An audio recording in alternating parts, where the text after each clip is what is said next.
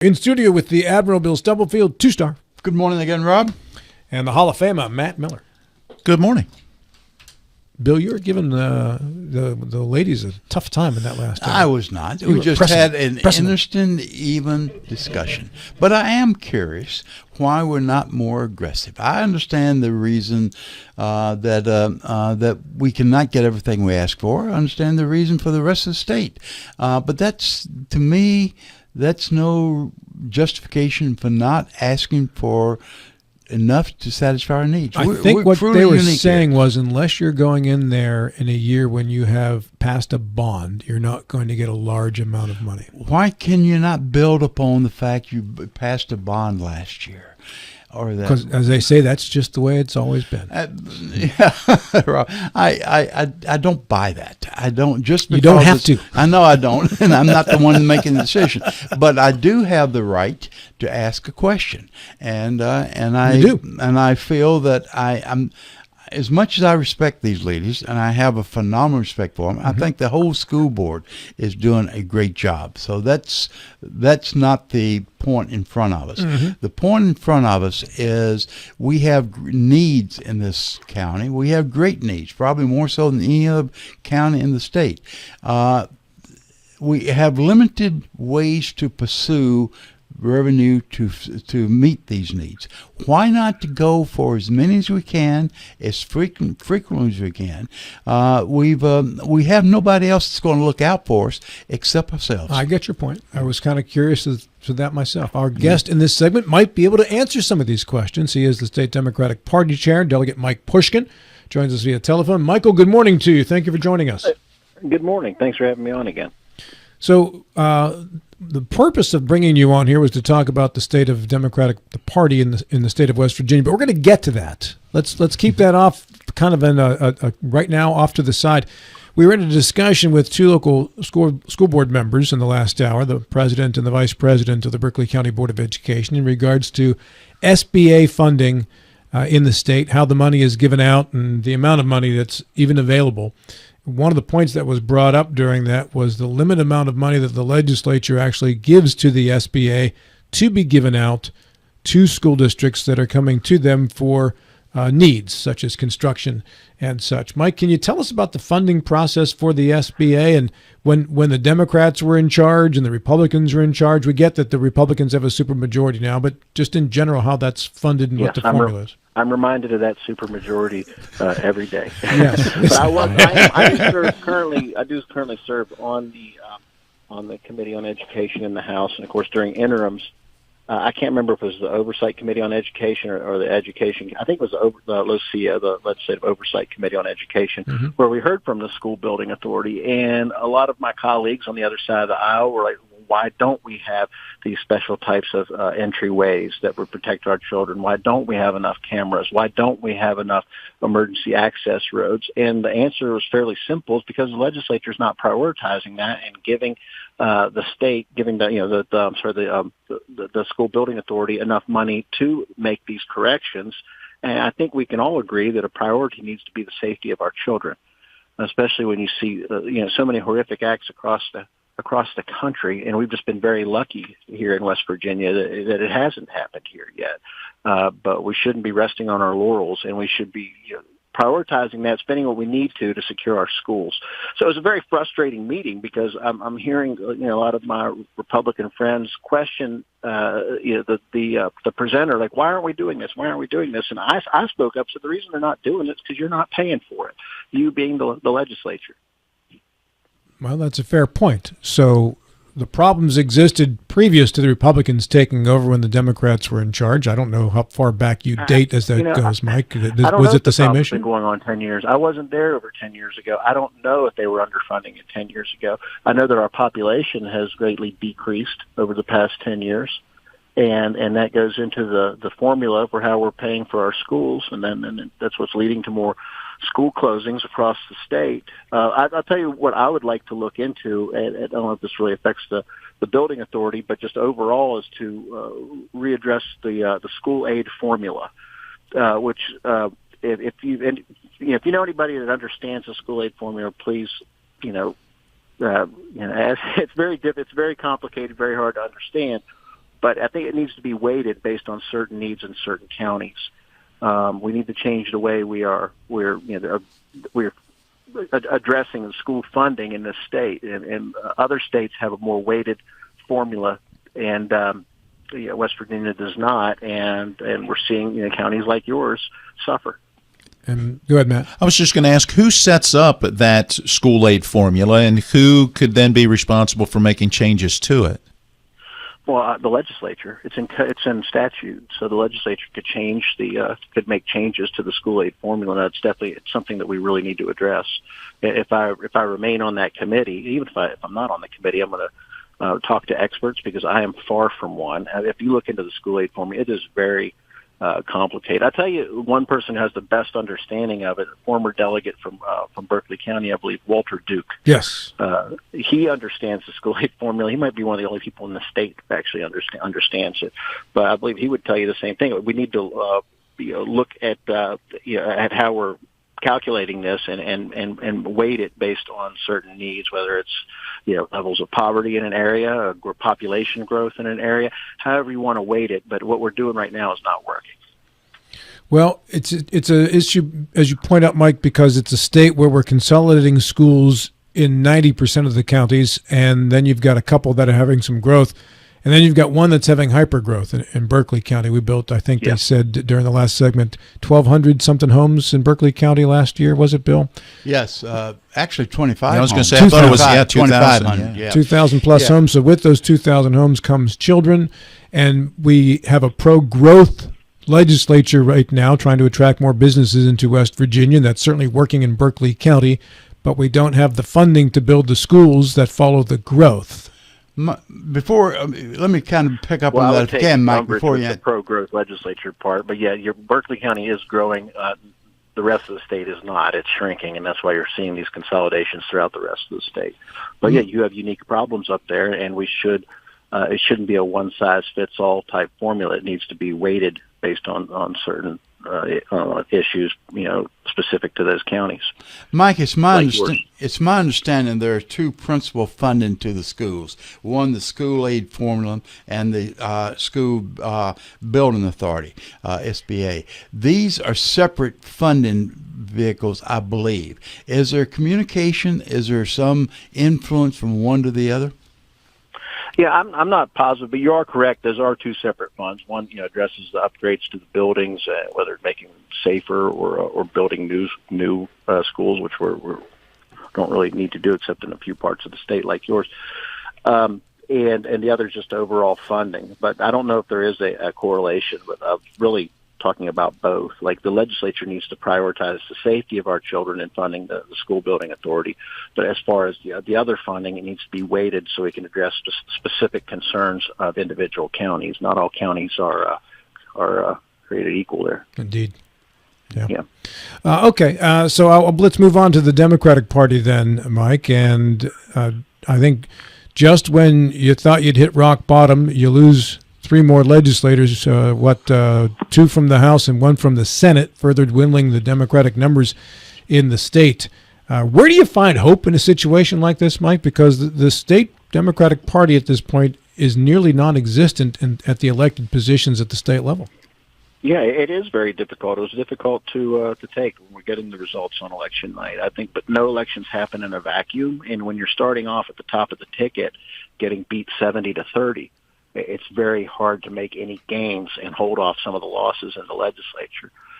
We are very fortunate that we didn't lose any incumbents in the House, and they were targeted, whether it was Delegate Fluharty, Delegate Kayla Young, Delegate Hollis Lewis, Delegate John Williams. They were all targeted. There was a lot of money spent by the Republican House caucus to try to knock off these great delegates, and they fought back and they won because they are known entities. People know what they get with them. But it was very hard for our challengers, people that we recruited to run. We had some great candidates, and that's what really is most upsetting about it. Is I know the quality of the candidates that we had, but they were running into a huge wave, and it wasn't just unique to West Virginia. It was really across Middle America, rural America, where we were seeing these numbers like at the top of the ticket, like I said, 70-30.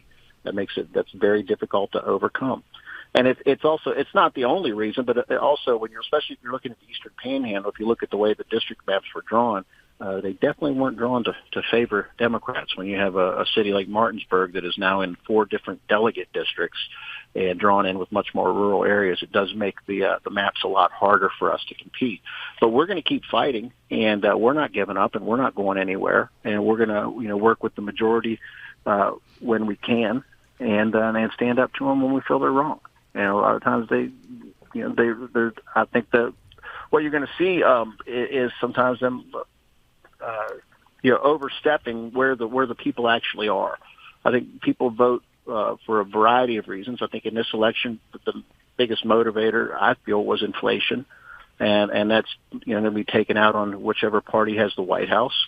And I think that's why you saw the numbers that you did. But we're going to see some policy coming out with the supermajorities in the legislature. I think we'll go a little bit further where most West Virginia voters are. When that occurs, we will, no matter how many of us are there, we will stand up and tell them when they're wrong.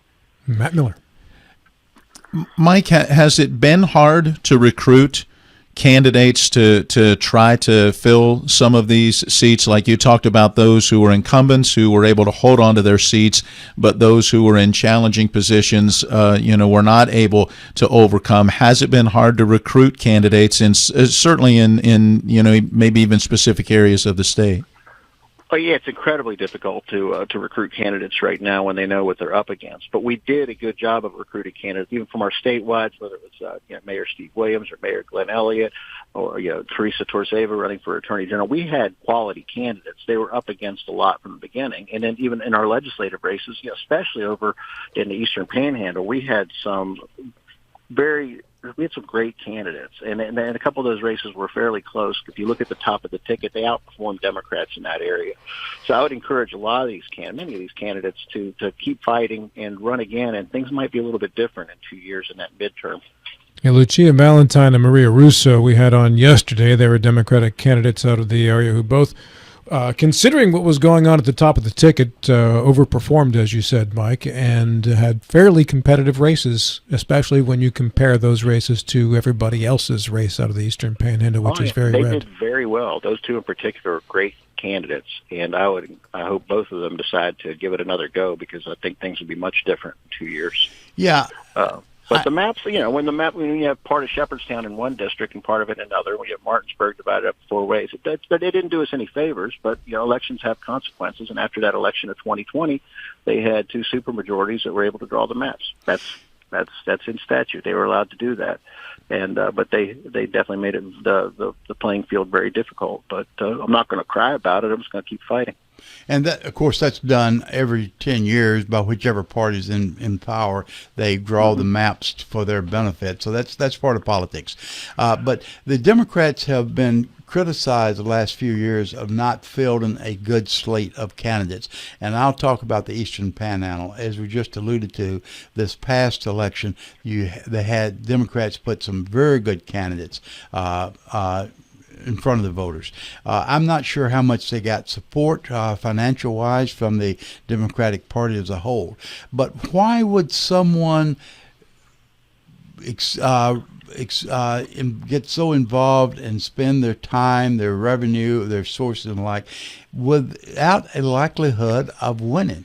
If they cannot win this time, what makes you think they'll win next time? Well, it's going to be a very different electorate next time. It's just midterms generally.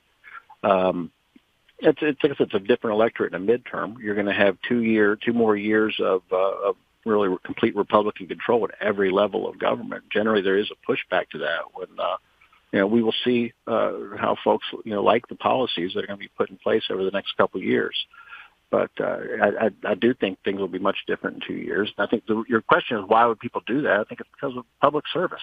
They want to step up and give their constituents choices and provide options for folks out there who deserve that. So I think West Virginia is worth fighting for, and that's why a lot of these people step up and in spite of very difficult odds, put their names on the ballot and keep fighting. And those 2 candidates in particular, I strongly urge them to give it another go. I think things will be different for them in 2 years. Mike, when we talk about candidates and recruiting candidates to run for offices. Let's turn it to the financial side. Has it been difficult in this mountain state right now for the Democratic Party to find the fundraising and the support that they need maybe for those candidates? Oh yeah, it's always more difficult when you're in the minority, and even more difficult when you're in a super minority. Yeah, there are a lot of donors that tend to want to be on the side where of the majority, where the power is. But we're still able to do it, and we were able to raise enough to put up a good fight in many areas. But yeah, it makes it obviously it's a lot more difficult when you're in the minority. Is it more difficult as well because of being a small state that the National Democratic Party probably doesn't put as much money into West Virginia as they might into other places? Yeah, most of the money goes into swing states. I think that I understand how we need to set our priorities, but I do hope that the next leadership team in the DNC really plays it into a more 50-state strategy like they did previously under Howard Dean, who was probably the most successful DNC chair that I can remember. Very true. Yeah, and because he initiated this 50-state strategy, and we shouldn't just be running to be the party of the cities. We need to be the party for everybody. And if you look at what we stand for, it's still the same things we always stood for. A living wage for people that have to work 40 hours a week, the access to medical care, if God forbid you need to see a doctor, safe roads, public education for all of our Your phone's starting to go out a little bit, Mike. What's that? You said your phone was starting to break up a little bit. I'm sorry. Can you hear me? Yeah, you're doing great there. Well, what I was saying is that the Democrats have been fighting for the same things we've always been fighting for. Unfortunately, we allow ourselves to be defined by other entities, and people don't get they're not getting their information the same way that they used to. The people that we need to reach, they might not be reading newspapers. They might not be watching a cable news network. They're getting them from podcasts. A lot of people are getting their news from Twitter, which of course is now X, which it's fair to mention is also owned by Elon Musk. There's a whole different world out there where people are getting their information, and the Democratic Party nationally has to do a better job of finding their ways into those spaces and getting their story out, because we're letting the other side define us. And I think it's incorrect. We're the ones who are called extremists. If you pay attention to the legislature, and it's far from it. We tend to be, there's not a whole lot of us, but we tend to be the adults in the room. And when the districts are so badly gerrymandered, and then the real contest is in the spring rather than the fall, you tend to get the most extreme from that party in charge.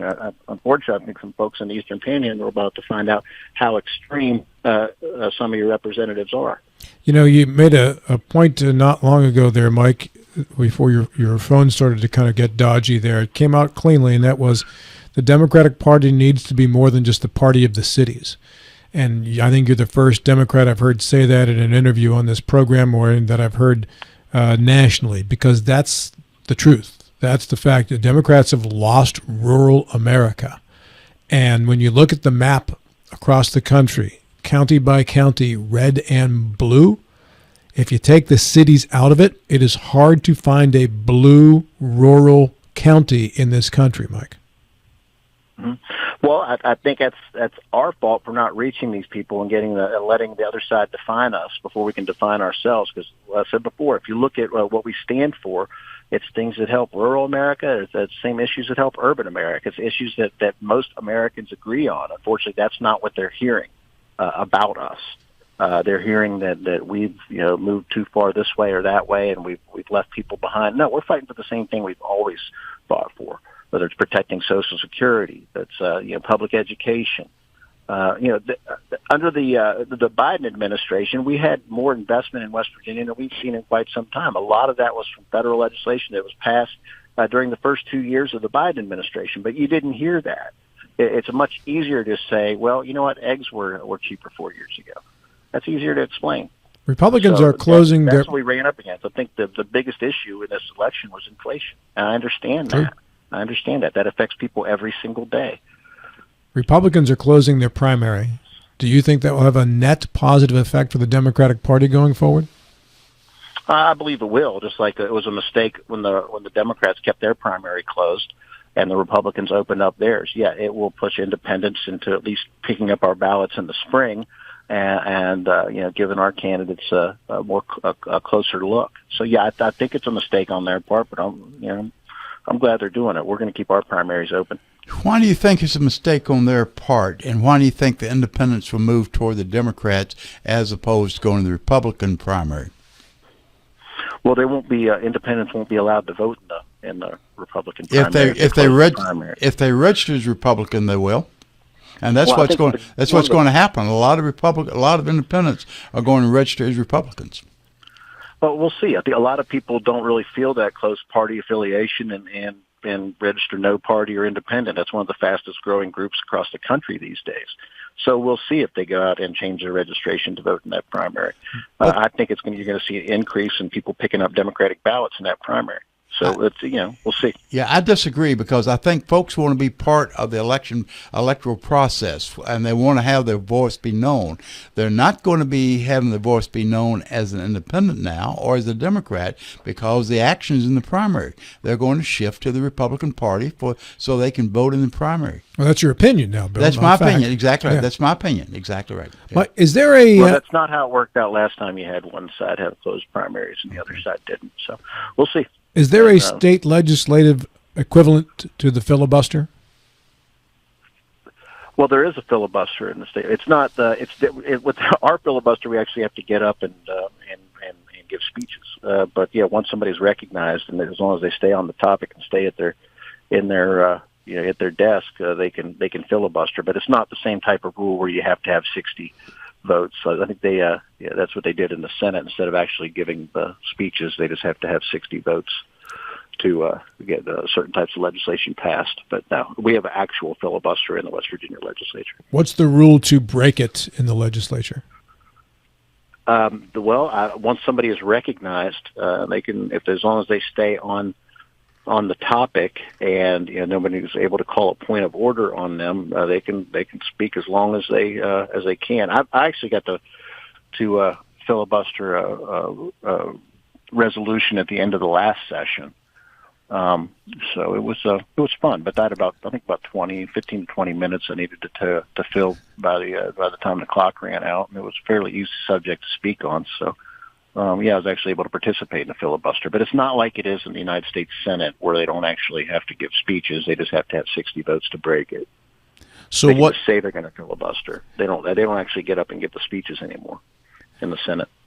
Mike, I was just going to simply ask, what's the role right now for the Democrats who are in the delegation, going into this next legislative session, having lost additional seats and so forth? How do you get your voice heard? And you have 60 seconds to answer that question, Michael. Go. Well, we all represent roughly the same amount of West Virginians, and we should all treat each other with the respect that our voters and our constituents deserve. So whether there's 11 of us or 9 of us or however many, we're going to work with the majority when it's right, when we can, and when we can find common ground for the benefit of all West Virginians. We will work with them.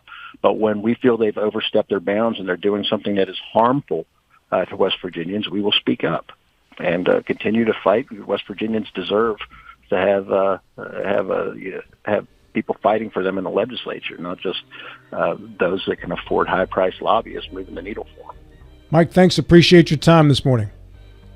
Hey, thanks for having me on. I always appreciate you all. Thanks, Mike. State Democratic Party Chairman and Delegate Mike Pushkin on the program here in the